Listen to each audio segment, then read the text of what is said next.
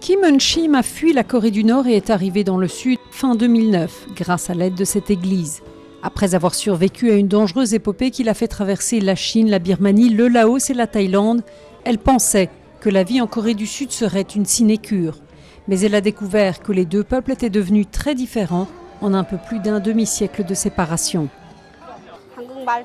Tout le monde me regarde bizarrement quand je parle à cause de mon accent. Beaucoup de Coréens me demandent pourquoi je suis venue ici. Et certains demandent ce qui se passerait en Corée du Nord si tous les Coréens venaient en Corée du Sud.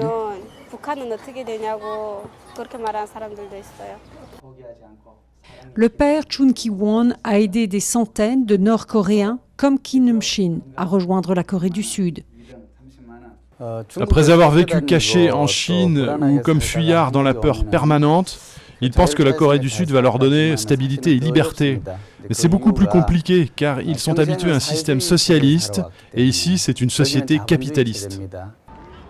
L'avancement technologique de la Corée du Sud est parfois ressenti comme une menace. En Corée du Nord, le gouvernement contrôle la vie des gens et leur carrière. Mais au sud du 38e parallèle, les gens sont livrés à eux-mêmes et mis en compétition. Pour Kim Gang-sil, il a fallu 4 ans pour se sentir à l'aise. C'est à ce moment-là qu'elle a rencontré son mari. Ils ont depuis développé une agence matrimoniale pour mettre ensemble des femmes du Nord avec des hommes du Sud.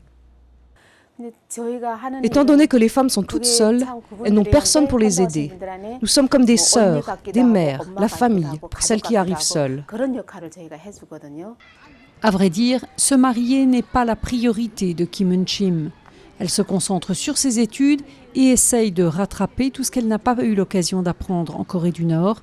Elle voudrait en fait pouvoir quitter la Corée du Sud et devenir médecin à l'étranger.